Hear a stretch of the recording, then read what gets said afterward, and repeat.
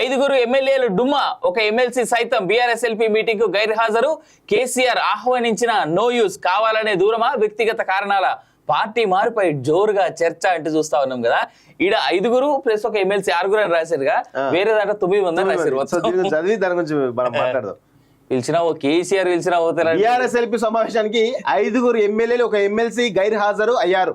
మంగళవారం తెలంగాణ భవన్ లో పార్టీ అధినేత కేసీఆర్ అధ్యక్షతన బీఆర్ఎస్ ఎల్పీ సమావేశం నిర్వహించారు. అసెంబ్లీలో ఏ అంశాలపై ఎవరెవరు మాట్లాడాలి, ప్రభుత్వాన్ని ఎలా ఇరుకున పెట్టాలి అనే అంశాలపై కేసీఆర్ దిశానిర్దేశం చేస్తారని తెలిసిన ఆరుగురు గైర్హాజరు కావడం హాట్ టాపిక్ గా మారింది. ఎమ్మెల్యేలు మాణిక్యరావు, ఎవరు జహీరాబాద్ ఎమ్మెల్యే మాణిక్యరావు, దుబాక ఎమ్మెల్యే కొత్త ప్రభాకర్ రెడ్డి, ఉప్పల్ ఎమ్మెల్యే బండా లక్ష్మారెడ్డి, సికింద్రాబాద్ ఎమ్మెల్యే పద్మారావు గౌడ్, సనత్ నగర్ ఎమ్మెల్యే తలసాని శ్రీనివాస్ యాదవ్ తో పాటు మహబూబ్నగర్ సంబంధించినటువంటి ఎమ్మెల్సీ చల్లా వెంకటరామరెడ్డి హాజరు కాలేదు. వీళ్ళు వ్యక్తిగత కారణాల అదే అంటే కేసీఆర్ వచ్చిండు, అసలు ఎవరు లేకపోతేనే పోతారు జనరల్.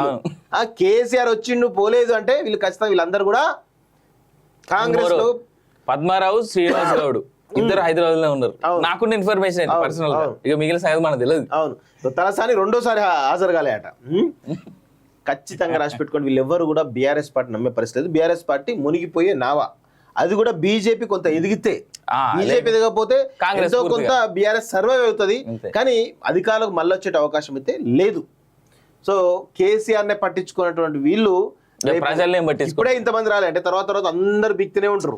హైలైట్ ఏంటంటే వీళ్ళు ఎమ్మెల్యేలు పిలుచుకుంటే వీళ్ళు రాలేదంటే అర్థం ఉన్నది. పార్టీ అధినేత కేసీఆర్ ని కలవడానికి ఒకప్పుడు రోజుల్లో ఏందది గేట్ కాడ కుక్కలు కూర్చున్నట్టు కూర్చుంటుండే వీళ్ళంతా. I'm very sorry for using this word, కానీ వీళ్ళందరూ అట్లే కూర్చుంటుండే. అరే అన్న, నీకు గుర్తున్నదో లేదో, మన home minister Mahmood Ali gate కాడికి వచ్చి గంట సేపు వెయిట్ చేసి పర్మిషన్ లేదని బయట నుంచి బయటికి వెళ్ళగొట్టారు. హోమ్ మినిస్టర్ ని, రాష్ట్ర హోమ్ మినిస్టర్ ని. గది వాళ్ళ పరిస్థితి. పల్లా రాజేశ్వరరెడ్డి ఆల్రెడీ చర్చలు కొనసాగుతా ఉన్నాయి. ఆయన కూడా రేపు ఈవెన్ వేముల ప్రశాంత్ రెడ్డి కూడా కాంగ్రెస్ పార్టీతో టచ్ లో ఉన్నాడు, చర్చలు అవుతా ఉన్నాయి. విషయం గమనించాలి. ఇక కాలేరు వెంకటేష్ వీళ్ళందరూ కోరుట్ల ఎమ్మెల్యే ఉన్నాడు కదా సంజయ్, ఈయనే కేటీఆర్, కేసీఆర్, హరీష్ రావు, ఈ నలుగురు తప్ప అందరూ హైదరాబాద్ లో ప్రతి ఒక్కరు కూడా ఆల్రెడీ కాంగ్రెస్ పార్టీతో టచ్ లో ఉన్నారు. ఈవెన్ మల్లారెడ్డి అల్లుడు కూడా వాళ్ళకు సంబంధించినటువంటి ఏవైతే కొంత అంశాలు ఏవైతే ఉన్నాయో దాని పరిగణలోకి తీసుకోకపోతే వాళ్ళు కూడా పోవడానికి అవకాశం ఉంది. ఎందుకంటే ఆ చర్చలు కూడా జరుగుతూ ఉన్నాయి. ఇన్ఫాక్ట్ ఎప్పుడో ఉండాల్సింది మల్లారెడ్డి, రేవంత్ రెడ్డి రాణిస్తాడు పాప. సో అందుకే ఆగింది, 2 రోజులు ఆగింది. ఖచ్చితంగా దానికి కూడా ముహూర్తం రెడీ అయిపోయింది. అందరూ పోతారు. ఓన్లీ కోరుట్ల ఎమ్మెల్యే సంజయ్, కేటీఆర్, హరీష్ రావు, కేసీఆర్, ఈ నలుగురు తప్ప అందరు ఈవెన్ జగదీశ్వర్ రెడ్డితో సహా, ప్రశాంత్ రెడ్డితో సహా అందరూ అనుకుంటారు జగదీశ్వర్ రెడ్డి, ప్రశాంత్ రెడ్డి ఇద్దరు ఉద్యమకారులు కదా, వాళ్ళు కేసీఆర్ టీఆర్ఎస్ పార్టీ ఫౌండర్స్ కదా అని అనుకుంటున్నారు. కానీ వాళ్ళు కూడా చర్చలు జరుపుతున్నారు కాంగ్రెస్ పార్టీ తోటి. And but very unfortunate, TRS party is no more అండి, అది గమనించుకోవాలి. ఎస్, ప్రభుత్వాన్ని నిలదీయండి, రైతు సమస్యలపై గలమెత్తాలి, నేను అగ్నిపర్వతంలా ఉన్నాను, పార్టీ ఫిరాయింపులపై చర్యలకు డిమాండ్ చేయాలి, కేంద్ర బడ్జెట్ పై బీజేపీ కాంగ్రెస్ తీరును ఎండగట్టాలి, నిరుద్యోగుల పక్షాన ప్రజా సమస్యలపైన మాట్లాడండి, వాయిదా తీర్మానాలు ఇవ్వండి. బీఆర్ఎస్ అధినేత కేసీఆర్ ఎల్పీ సమావేశంలో అధినేత దిశా నిర్దేశం అంటూ చూస్తా ఉన్నాం. ఇక్కడ అసెంబ్లీ వేదికగా రైతు సమస్యలపై గలమెత్తాలని చెప్పేసి అంటున్నాడు కదా. అంత జరిగితే నిన్న తెలంగాణ భవన్కి వస్తే కనీసం నేను అసెంబ్లీకి వస్తా అని ఆయన నోటితో ఎందుకు చెప్పలేదు? నేను అసెంబ్లీకి వస్తా, నాతో పాటు మీరు మనందరం కూడా పోరాడదాం, ఈ తెలంగాణ ప్రయోజనాల కోసం పోరాడదామని ఒక్క మాట కూడా ఎందుకు అనలేదండి. ఎప్పుడు ఈ కాంగ్రెస్ ప్రభుత్వం పైన బురదల్లి తద్వారా రాజకీయ ప్రయోజనాలు నెరవేర్చుకొని తప్ప ఏదన్నా ఈ ప్రజల పక్షాన కొట్లాడదామని చెప్పేసి ఏనాడన్నా అన్నాడా కేసీఆర్?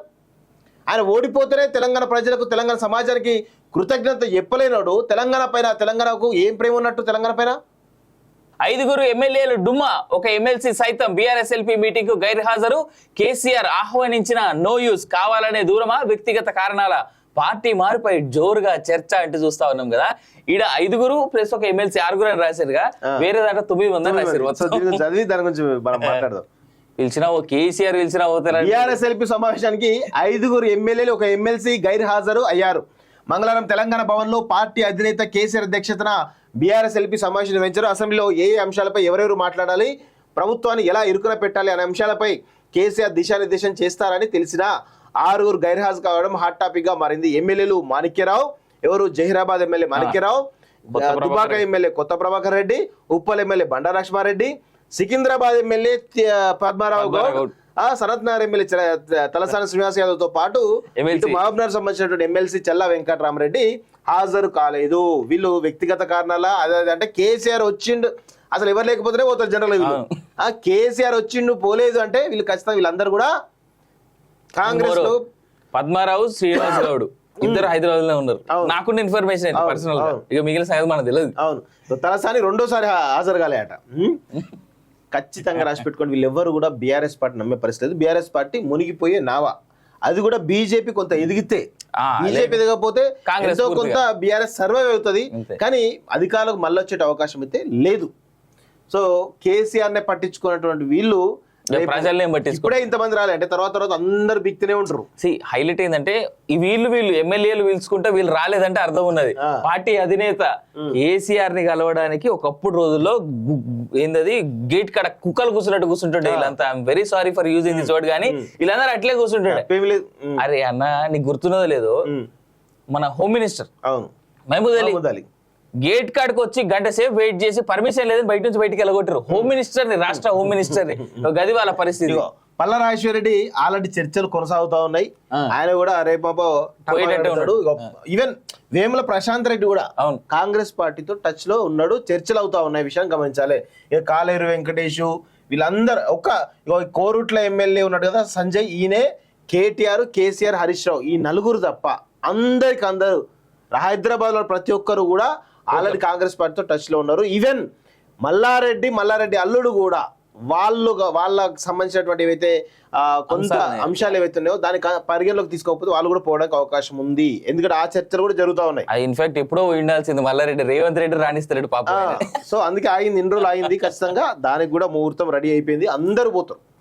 ఓన్లీ కోరుట్ల ఎమ్మెల్యే సంజయ్, కేటీఆర్, హరీష్ రావు, కేసీఆర్, ఈ నలుగురు తప్ప అందరు ఈవెన్ జగదీశ్వర్ రెడ్డితో సహా, ప్రశాంత్ రెడ్డితో సహా అందరూ అనుకుంటారు జగదీశ్వర్ రెడ్డి, ప్రశాంత్ రెడ్డి ఇద్దరు ఉద్యమకారులు కదా, వాళ్ళు కేసీఆర్ టీఆర్ఎస్ పార్టీ ఫౌండర్స్ కదా అని అనుకుంటున్నారు, కానీ వాళ్ళు కూడా చర్చలు జరుపుతున్నారు కాంగ్రెస్ పార్టీ తోటి.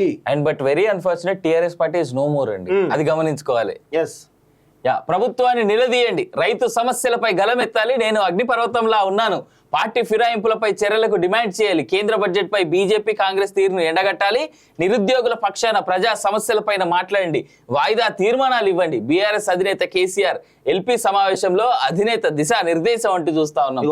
ఇక్కడ అసెంబ్లీ వేదికగా రైతు